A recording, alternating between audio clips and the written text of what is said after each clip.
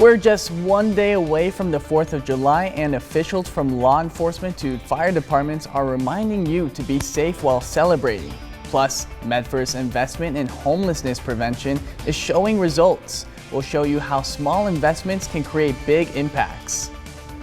And now some good news for today. Temperatures are feeling a little bit more comfortable, but we're going to continue to track thunderstorm chances that can even last overnight. I'll have more details for you coming up. Live, local, late breaking. This is NewsWatch 12 this morning.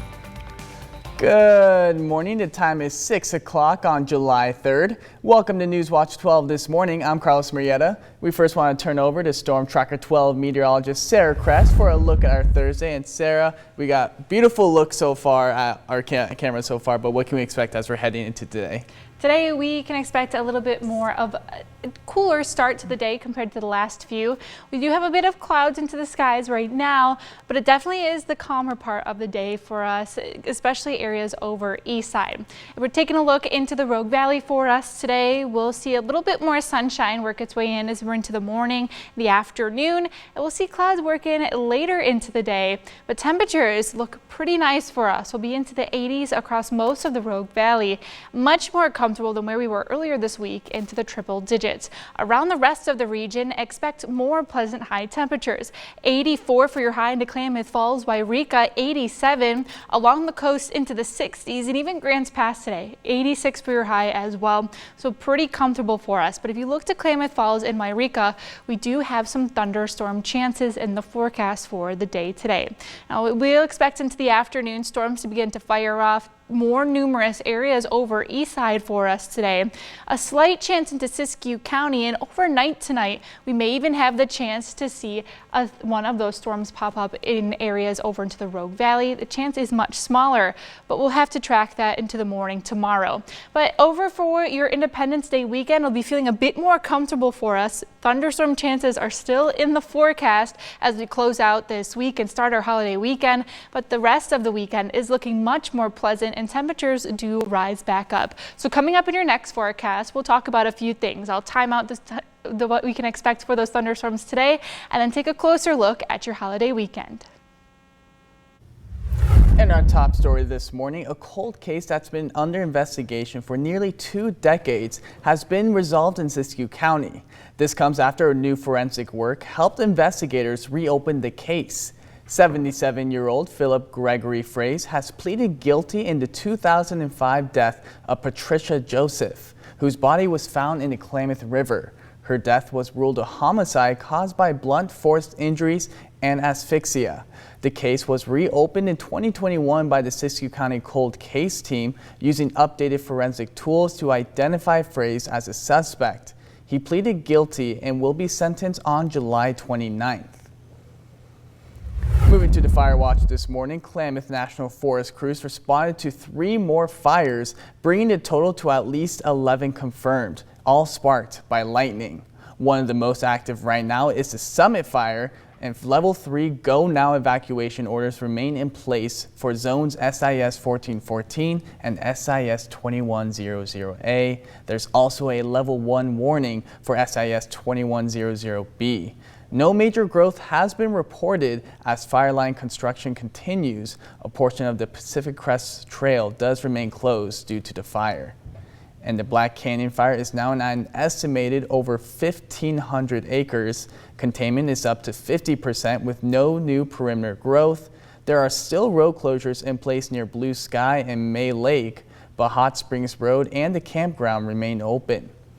And looking ahead to the 4th of July weekend, we're taking a look at where fireworks can be legally set off. The 4th of July is just one day away now, and with the city of Medford coming out with a map highlighting the prohibited areas where it's illegal to light up fireworks. We spoke with Battalion Chief Fire Marshal Tanner Farrington from the Medford Fire Department to see what the plan was deciding on these prohibited areas. Draw the line somewhere. The goal is generally to make it kind of an easy location, right? So it's not necessarily that one's got significantly greater risk than the next one. It's more of how do you make it easy? How do we communicate it to the public? Lighting up illegal fireworks in restricted areas can get you fined. There's a $2,500 fine for each violation. The fire danger level did change to high yesterday for Jackson and Josephine counties, and residents are being urged to use more caution when playing with fireworks. Dry conditions and the use of fireworks near vegetation can easily spark a fire. And as we approach the 4th of July weekend, we're tracking Independence Day celebrations all around the region. A list of events taking place in Southern Oregon and Northern California can be found on our website, kdrv.com. If you know an event that's not listed, you can send the event details to newsdesk@kdrv.com and we'll make sure we get that right in there. And many of you might have already been planning on where to go to see fireworks, maybe even buying your hot dogs like I did. But something else you should plan for is for a safe celebratory weekend. NewsWatch 12's Brinkley Hill spoke with local agencies about driving sober and making sure you stay out of harm's way. People are on the water to escape the heat, boating and swimming are two activities that alcohol can really increase the risk of harm. Dr. Tom Jean is a doctor for the Oregon Health Authority, and he says that over a quarter of all boating fatalities and drownings are related to alcohol. During the summer is the second highest liquor sales that we see in the year, second only to the holiday season. The Oregon State Marine Board will have local sheriff's departments watching the water for drunk boaters, and with more than 2,500 Oregonians dying from alcohol-related causes every year, local police will also be watching the roadways. We'll definitely be out looking for impaired drivers, trying to take impaired drivers off the street. So that's our biggest concern. Lieutenant Jeff Kirkpatrick says that in his 22 years of experience, the 4th of July always has more drunk drivers on the road. A lot of times when you start celebrating, the time to make that decision is not when you've had maybe a couple too many. The time to make that decision is ahead of time. So pre-planning is really huge.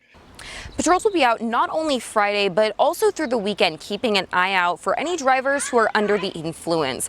Now, not only can driving under the influence result in death, but also legal fees and costly fines. So just be careful throughout this holiday weekend, and when in doubt, always grab an Uber or find a designated driver. In Tuville Park, I'm Brinkley Hill.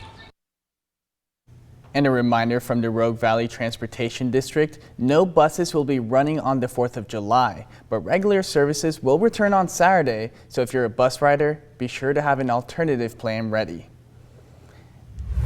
And Governor Tina Kotek signed an executive order that prohibits public school students from using their phones during the school day.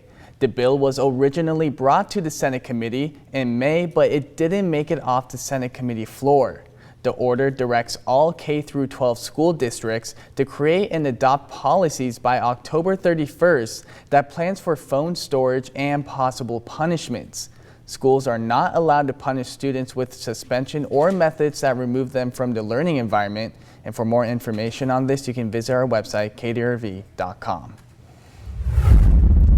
New this morning, Medford's investment in homelessness prevention is showing results. A $35,000 grant helped 22 families avoid eviction.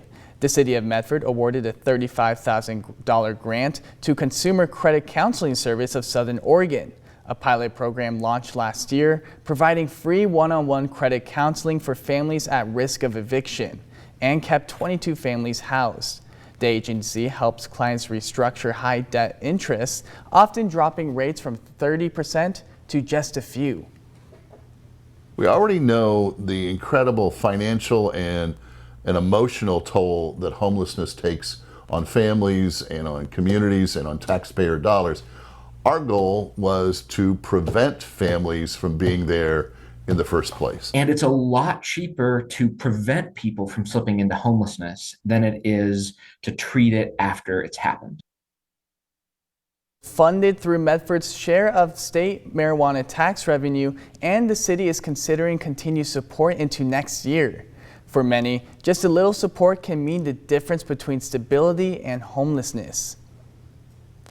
And a mama bear and her 3 cubs were recently spotted near Logan and Scenic in Ashland, wandering through a neighborhood late at night. With bear sightings increasing this summer, it's important to take a few steps to keep bears away from homes and yards. Secure pet foods, garbage, grills, and be sure to put trash out just before dark. Keep bird feeders hung high and clean up fallen fruit. And maybe pick up a can of bear spray to keep it in your hand as you head out at night.